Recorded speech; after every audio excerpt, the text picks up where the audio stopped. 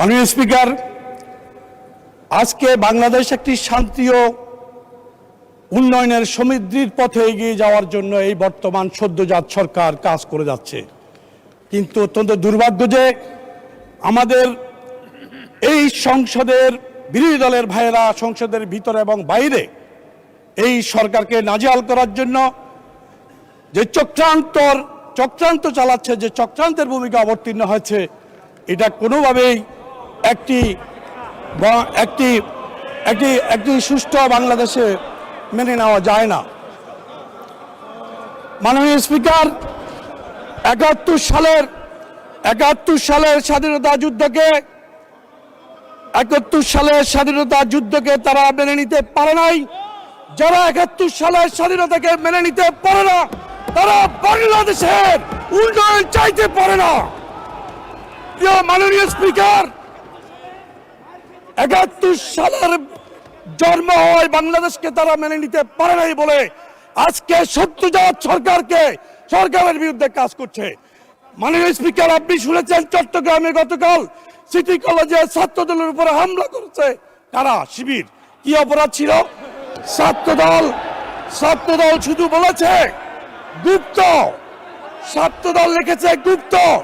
সেই জন্যই তারা একটা গুপ্ত শব্দকে উল্লেখ করে তারা ছাত্রদলের উপর হামলা করে বাংলাদেশের গণতন্ত্রের উপর আঘাত করেছে। মাননীয় স্পিকার, আমি পাহাড়ের জনগণকে ধন্যবাদ জানাতে চাই।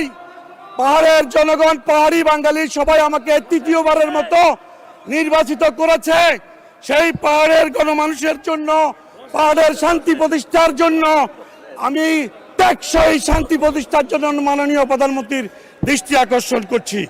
পাহাড় কৃষি নির্ভরশীল অঞ্চল, সেখানে কৃষকদের প্রাণের দাবি, কৃষককে টেকসই এবং আধুনিক শিক্ষায় শিক্ষিত করার জন্য ওখানকার মানুষকে কৃষি বিশ্ববিদ্যালয় অত্যন্ত জরুরি।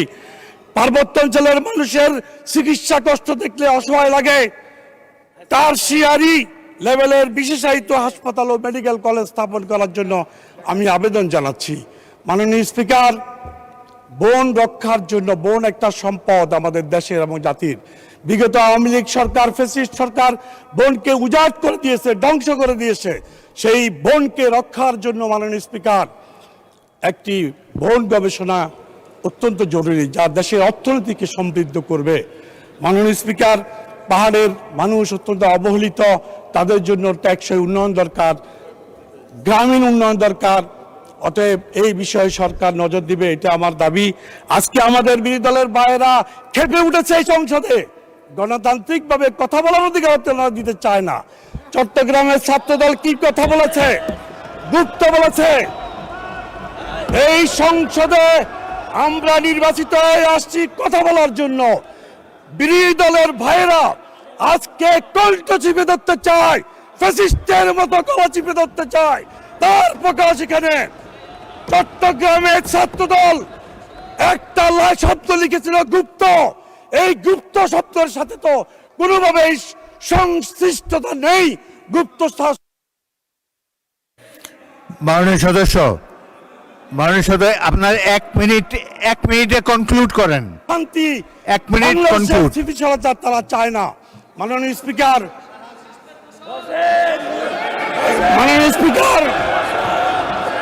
আমি বলতে চাই, আজকে সংসদে আমাদের সম্মানিত বিরোধী দলের সংসদ সদস্যরা যে আচরণ দেখাচ্ছে, এতে মনে হচ্ছে বাংলাদেশে আগামী দিনে সুষ্ঠু ধারার রাজনীতি তারা করতে দেবে না, এটাই প্রতীয়মান হচ্ছে। প্রিয় ভাইরা, বিরোধী দলকে আমি এটাও বলে দিতে চাই, আমাদেরকে যারা ভোট দিয়েছে তারা আঙ্গুল চষবে না, বসে থাকবে না, তারা প্রতিবাদ করবে। আমাদের ভোটাররা তাকিয়ে থাকবে না। অতএব আমি তাদেরকে সবিনয় অনুরোধ করব, সরকারকে সাহায্য করুন।